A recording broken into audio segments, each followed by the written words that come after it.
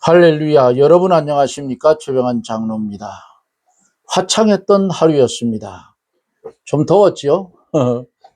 오늘도 말씀 가운데 받은 말씀을 중심해서 마음으로 순종하고 몸으로 순종하며 하루의 삶을 잘 보낸 줄 믿습니다. 또 미국 쪽에서는 하루가 시작되는 삶이에요. 이제 함께 기도하고 말씀을 들으며 은혜를 받습니다. 전능하신 하나님, 감사와 영광을 돌립니다. 무능하고 어리석어서 주의 귀한 말씀을 우리에게 늘 공급해 주시지만은 우리가 그 말씀을 온전히 깨닫지 못하고 아버지의 뜻대로 살지 못함을 긍휼히 여겨 주시옵시고, 우리가 이 땅에 사는 날 동안 오직 하나님의 영광을 위해서 살아갈 수 있는 큰 은혜를 나리워 주시옵소서. 나라와 민족을 위해서 기도합니다. 어두움의 세력이 덮쳐 있는 이 한국 강토를 주께서 기억하시고,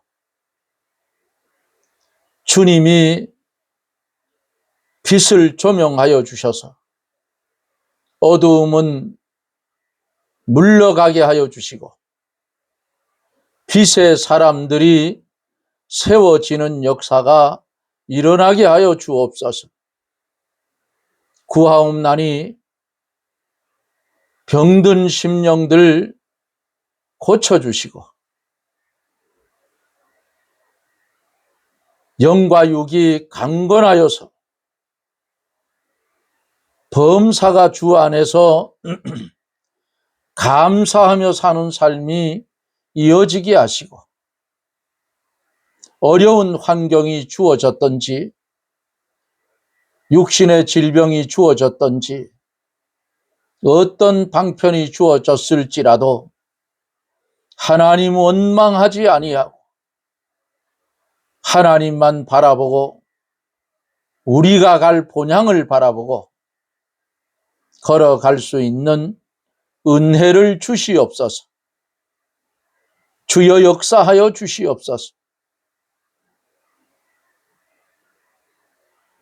주의 성령이 이 시간 강하게 역사하사 방송을 들을 사랑하는 성도들에게 큰 은혜로 채워주시옵소서.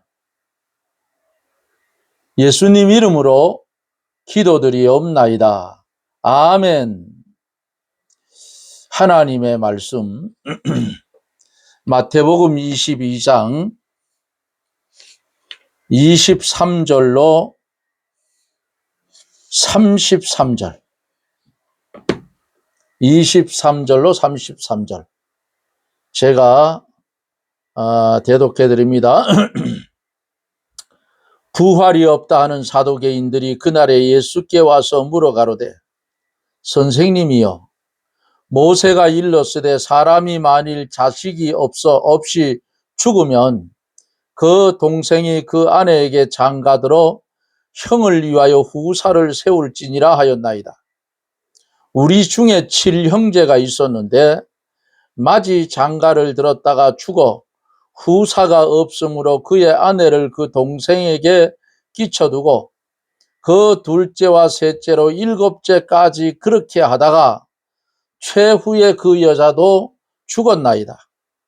그런즉 저희가 다 그를 취하였으니 부할 때에 7 중에 네 아내가 되리이까?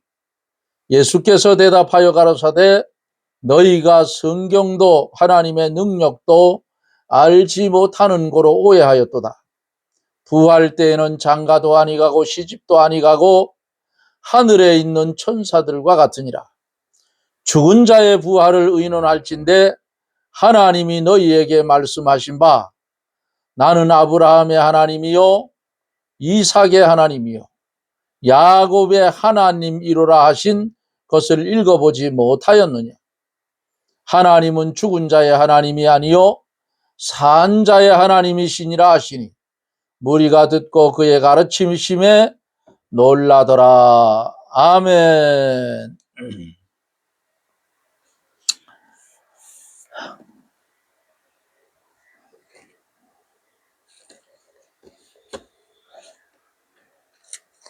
어제 말씀을 전하다가 가이사의 것은 가이사에게, 하나님의 것은 하나님에게, 이 말씀을 전하다가 다 하지 못하고 마쳤지요.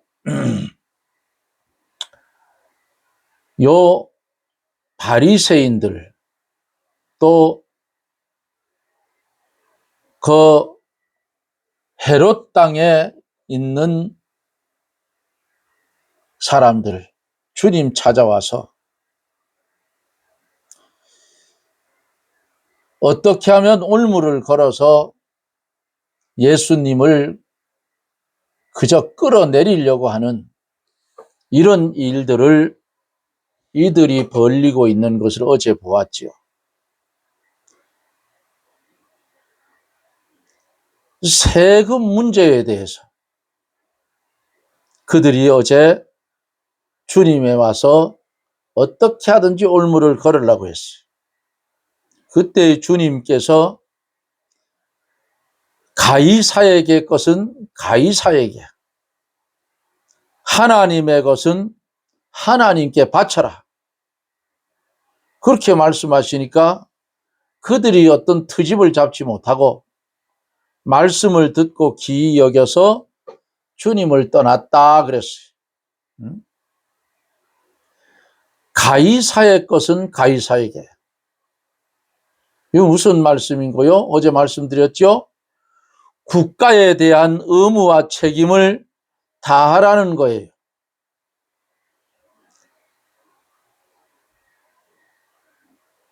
그렇지 않으면, 그 의무를 다하지 않으면 이것도 하나님께 대해서 죄가 된다 그 말이에요. 그러면 국가에 대한 의무가 뭐예요? 납세의 의무, 병력의 의무, 교육의 의무, 근로의 의무라고 이렇게 말씀을 드렸습니다. 그러므로 납세, 병력, 교육, 근로 등 국가에 대하여 마땅히 해야 할 의무와 책임이 있어요. 국가에 대한 의무를 다해야 하나님께 옳고 국가에 대해서도 옳은 것이라고. 세금을 안 내가지고 그 세무서원들이 집을 습격해 가서 그 집에 있는 금고를 열으니까 돈 따발이 쏟아져. 얼마나 창피스러운. 조금씩 조금씩 다 냈으면 그런 일이 없잖아요. 참 사람들은 물질을 많이 가지고 있으면 더 가지고 싶어 하는 것이 인간의 욕심이라 그 말이에요. 그러니까 그 욕심이 잉태하면 죄를 낳는다. 그게 뭐예요? 세무란 그 의무를 감당을 안 하니까 세무소원들이 집을 쳐들어와서 가택수색을 하는 거예요. 찾아내는 대로 안 낸 세금만큼 가져가는 거예요. 그리고 하나님께 바칠 것은 하나님께 바쳐라. 하나님의 것이 무엇인가? 천지 만물이 다 첫 번째로 하나님 것이고요. 두 번째는 우리의 몸과 생명과 가족도 다 하나님 것이다. 셋째로 주일과 11조는 특별히 하나님의 것이다. 주일에 일하는 것은 주의 날을 사사로이 사용했으므로 날도적이라고 그랬죠, 어제. 네? 11조를 드리지 않은 것은 하나님의 것을 도적질함이라 그랬어요. 말라기 3장 8절에 그랬어요. 응? 네 번째로 신령과 진정으로 예배 드리는 것도 하나님의 것을 하나님께 바치는 것이 되는 거예요. 다섯 번째로 모든 영광은 하나님의 것이니 하나님께 돌려야 되고 인간이 영광을 취하면 안 된다 그 말이에요. 여섯 번째는 모든 권세와 능력과 정치의 열매는 하나님의 것이니 하나님께 바쳐라. 여기까지 어제 말씀을 드렸죠. 그 계속 이어서 갑니다. 시편 24편에 보면은 땅과 거기 충만한 것과 세계와 그 중에 거하는 자가 다 여호와의 것이로다라고 했어요. 내가 소유한 모든 전체가 다 하나님의 것이므로 나의 전체를 모두 하나님께 바쳐놓고 살아야 한다 그 말이에요. 무엇이나 내 것으로 삼아놓고 살면 안 된다 그 말이에요. 교역자가 교회를 자기 것으로 삼아 놓으면 아주 이것은 악한 일이고 하나님의 종이 하는 일이 아니라 그 말이에요. 교역자는 하나님의 종으로서 하나님께서 시키시는 대로 일하다가 하나님께서 오라 하시면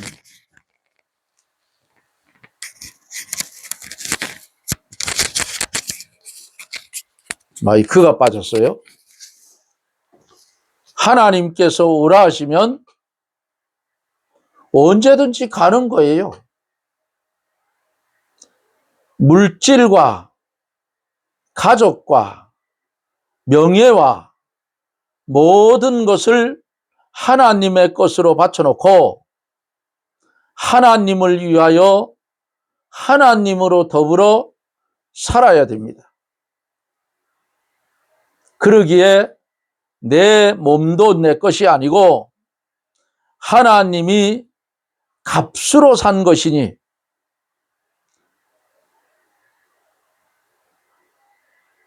나는 누구 말을 들어야 돼요? 주님께 팔린 자 되었으니 주의 말씀만 마음으로 순종, 몸으로 순종하는 거예요. 거기에서 반론이 필요가 없어요. 주님이 틀린 말 합니까? 주님이 틀리게 시켜요? 아니잖아요. 그냥 아멘으로 순종.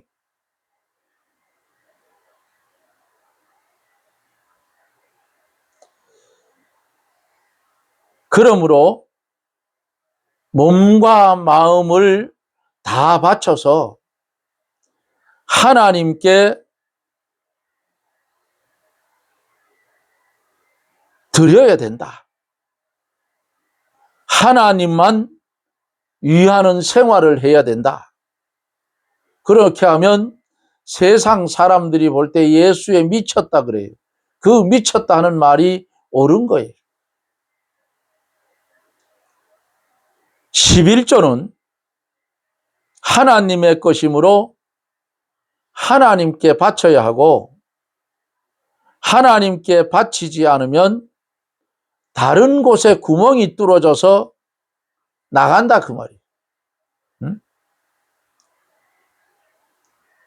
사기나 횡령을 당하기도 하고 잘 되던 사업이 잘 되지 않거나 육신의 병이 나서 돈이 병원으로 나가기도 하지요. 이것이 전대에 구멍이 뚫어지는 것이다. 하나님의 징벌이 국가의 징벌보다 어떻게 해요? 더 무서운 줄 알아야 돼요. 하나님이 한번 훅 불어버리면 많은 돈이 소리 없이 순식간에 날아간다. 11조를 하나님께 온전히 바치지 않으면 내가 살고 있는 곳도 내 나라도 저주를 받고, 하나님께 바치면 성경 말씀대로 쌓을 것이 없도록 부어주겠다고 말라기 3장 8절에 말씀을 했어. 근데 요거 인간의 욕심으로, 예? 이런 교육자들이 있더라고. 하나님 앞에 100만 원 헌금하면 하나님이 1000만 원으로 갚아준다. 그런 소리는 귀등에 아예 또 싹 귀에 싹 닦아버렸어. 하나님의 것을 하나님께 돌리고, 하나님께 감사해서 감사로 돌리고, 예? 이렇게 했는데 내가 100만 원 헌금했다고 하나님이 1000만 원 돌려줄 거니까 열심히 해라. 하나님 그런 하나님 아니야. 예? 하나님 그런 하나님 아니라 그 말이야. 하나님이 그런 돈 받지도 않아요. 하나님이 거짓입니까? 금도 내 것이요 은도 내 것이요. 예? 우리가 살고 있는 전체 나까지도 하나님의 건데 하나님 그런 거 받겠습니까? 안 받아요.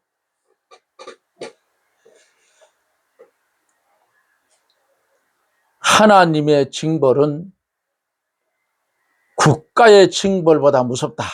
요거 마음판에 새기세요. 하나님이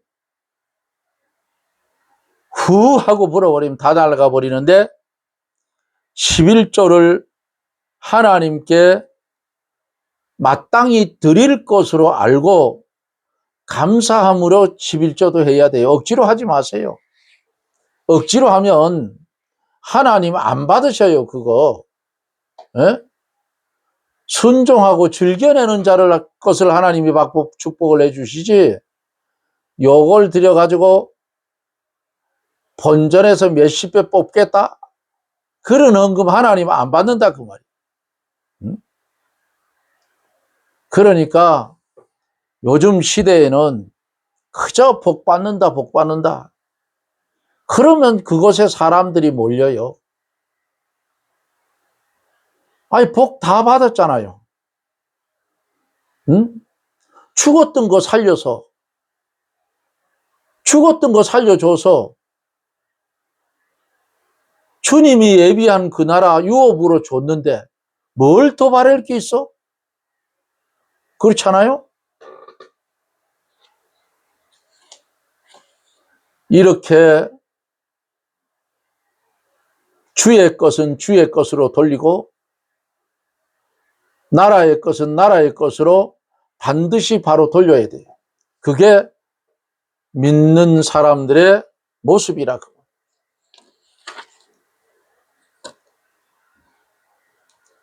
오늘 이제 본 본문 23절로 33절까지 계속 말씀을 보면서 은혜를 받습니다.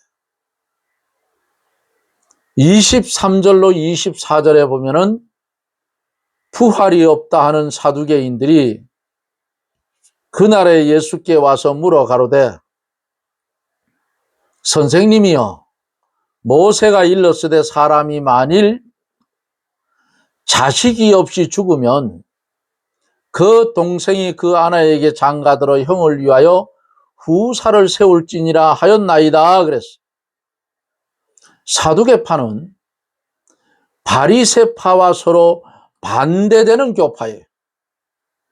사두개인들은 부활도 없고 영광도 없고 천사도 없다고 주장하는 극도의 현실주의자라 그 말. 그들이 신명기 25장 5절에 있는 말씀을 들어서 지금 후사 문제를 가지고 예수님을 시험을 합니다. 이어서 25절에서 28절에 이어서 그들이 말합니다. 우리 중에 7형제가 있었는데 마지 장가를 들였다가 죽어서 후사가 없으므로 그의 아내를 동생에게 끼쳐두고 그 둘째와 셋째로 일곱째 때까지 그렇게 하다가 최후에 그 여자도 죽었나이다. 그런즉 저희가 다 그를 취하였으니 부할 때에 일곱 중에 네 아내가 되리까 하고 물었어. 이 사두개인들 부활이 없다고 믿기 때문에 이러한 말로 부활을 반대를 하는 거예요. 일곱 형제가 한 여자한테 장가를 들었는데 부활 때에는 누구의 아내가 되겠습니까? 하고 주님께 묻습니다.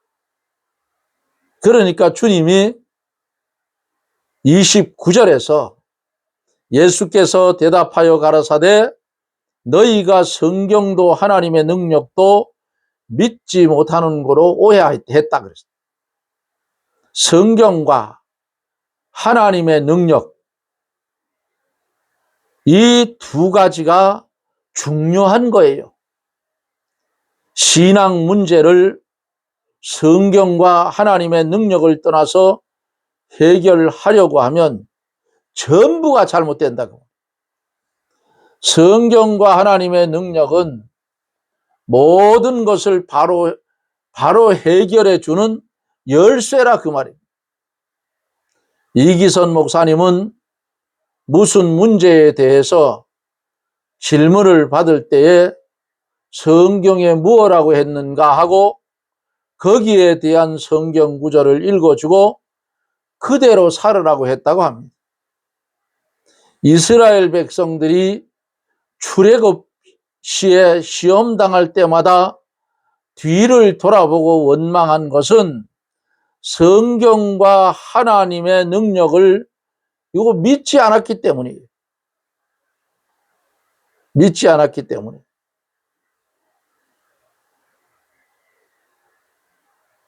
그러나 모세는 성경과 하나님의 능력을 믿었기 때문에 승리적으로 홍해를 육지처럼 건너갔다 그 말. 그 홍해를 건너갈 때에 하나님께서 열어주시고 다 건너가고 뒤에 애굽의 군사들이 이스라엘 백성들을 잡으러 쫓아서 어디로요? 홍해 바다 갈라진 그곳으로 들어오는데 하나님께서 닫아버렸다. 열어서 살려주는 백성이 있는가 하면 열려있던 것을 막아서 망하게 하는 그 나라도 있더라 그 말. 예? 하나님께서 이런 것을 보여줄 때에 우리에게 왜 보여줬느냐? 열려 있을 때 바른 길 가라. 다 건너갔어. 그런데 뒤에 축적자들은 하나님께서 바다를 닫아버렸다. 다 죽었죠. 자,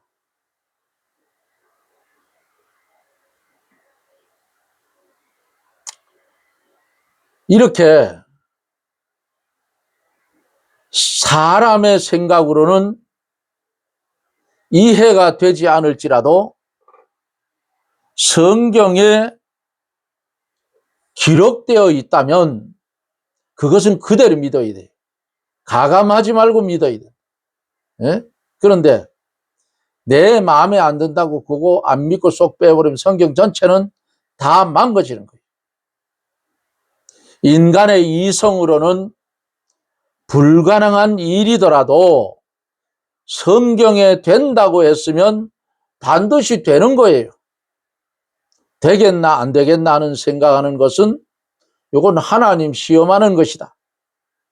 성경에 부활한다고 하였으므로 부활할 것을 믿으라 그 말이에요. 인간의 생각으로는 불가능하여도 하나님의 능력은 능치 못한 것이 없으니 하나님의 능력으로 이루어지는 거예요. 그러면서 주님은 이어서 계속 말씀을 하는데 부활의 때에는 장가도 아니 가고 시집도 아니 가고 하늘에 있는 천사들과 같으니라. 믿는 사람은 세상을 떠나는 즉시 영혼이 천국으로 가고 육신은 흙으로 돌아간다. 화장을 하든 매장을 하든 썩어서 없어지게 돼. 그러나 예수님이 재림하시는 날에는 신령한 몸으로 다시 부활하여 영원히 죽지 않고 살게 되는 완전한 몸으로 부활한다고. 예수님처럼 시간과 공간의 제한을 받지 않는 그 모습으로 부활한다. 부활의 때에는 장가도 아니 가고 시집도 아니 가고 하늘에 있는 천사들과 같다 그랬어. 중성이라고. 예수님의 부활하신 몸과 같이 신령한 몸이 되어서 천사와 같이 거룩한 생활을 하게 되는 것입니다. 31절로 33절에 죽은 자의 부활을 의논할진대 하나님이 너희에게 말씀하신 바 나는 아브라함의 하나님이요 이삭의 하나님이요 야곱의 하나님이로라 하신 것을 읽어보지 못했느냐. 하나님은 죽은 자의 하나님이 아니요 산 자의 하나님이시니라 하시니 무리가 듣고 그의 가르치심에 놀라더라 그랬어. 출애굽기 3장 6절에는 나는 내 조상의 하나님이니 아브라함의 하나님, 이삭의 하나님, 야곱의 하나님이시니라라고 모세에게 말씀을 했습니다. 모세는 아브라함보다가 500년쯤 후의 사람이에요. 아브라함이나 이삭이나 야곱이 죽어서 없어졌다고 하면 왜 하나님께서 아브라함의 하나님, 이삭의 하나님, 야곱의 하나님이라고 하였겠는가?